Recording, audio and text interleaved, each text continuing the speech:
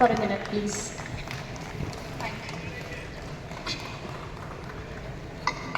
जय आरसीएम, जय आरसीएम। कैसे हैं सब? थोड़े ही लोग बता रहे हैं। अगर आप लोग अपने बारे में नहीं बताएंगे तो मैं अपने बारे में आपको कैसे बताऊंगी? कैसे हैं आप सब?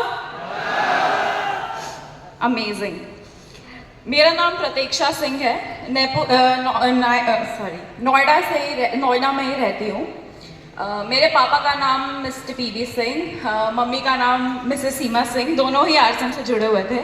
जो मेरे पापा को जानते हैं उनको पता होगा, वो डीपीएस के प्रिंसिपल थे।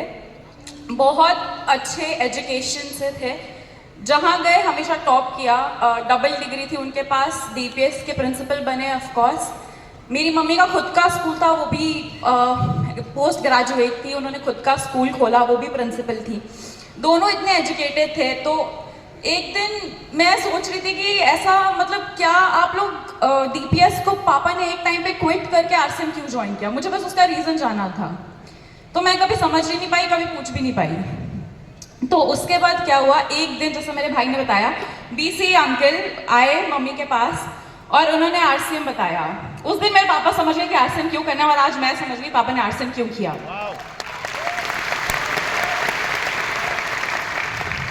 आज मैं सेकंड जनरेशन यहाँ आप सबके सामने खड़ी हूँ। मैं अपने पापा के नाम के मुंह से नाम सुनती थी, बीसी अंकल का, केसी अंकल, कोठारी अंकल का, अत्री अंकल का, महावीर अंकल का, इन सब का नाम सुनती थी। और आज आप लोग के सामने खड़े होकर बोलने का मौका मिल रहा है। मुझे लगता नहीं कि ऐसा कोई और कंपनी कभी भी किसी और को ऐसा मौका कभी दे सकता है। प्रोफेशनली भी मैं एक सॉफ्टवेयर इंजीनियर हूँ। जब मैं छोटी थी, जब मैं क्लास 12th में थी, तो मैंने मम्मी पापा से पूछा कि मम्मी पापा मैं क्या करूँ आगे? तो मेरे मम्मी पापा ने बोला बेटा जो करना है कर, जो तेरा मन है बन जा। कभी फोर्स नहीं करा कि आरसीएम करो, कभी फोर्स नहीं करा जो हम करें उसको सीखो, कभी फोर्स नहीं करा कि जो मैंने किया है उसको करो। उन्होंने मुझे बोला जो बनना है बन जा। तो मेरा भी जो मन किया मैं बन गई। तो मैं सॉफ्टवेयर इंजीनियर हूँ बाय प्रोफेशन, और मैंने फिर इंजीनियरिंग कॉम्पिटिटिव एग्जाम्स दिए और सिलेक्शन के बाद मैं बैंगलोर के कॉलेज में चली गई।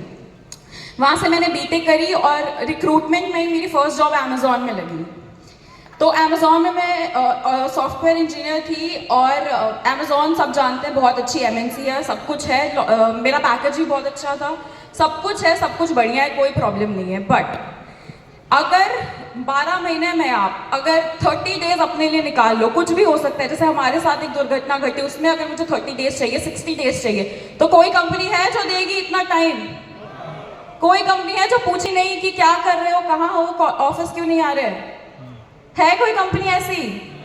नहीं। लेकिन जैसे मेरे भाई ने बताया, आरसीएम एक ऐसी कंपनी है, कभी मुड़ के नहीं बोला कि आप ये कर रहे हैं, आप वो कर रहे हैं, आप ऐसा कर रहे हैं, आप वैसा कर रहे हैं। उनको दिखता था मेरे पापा का हार्ड वर्क, स्वेट, ब्लड जो उन्होंने तब दिया जब वो स्वस्थ थे।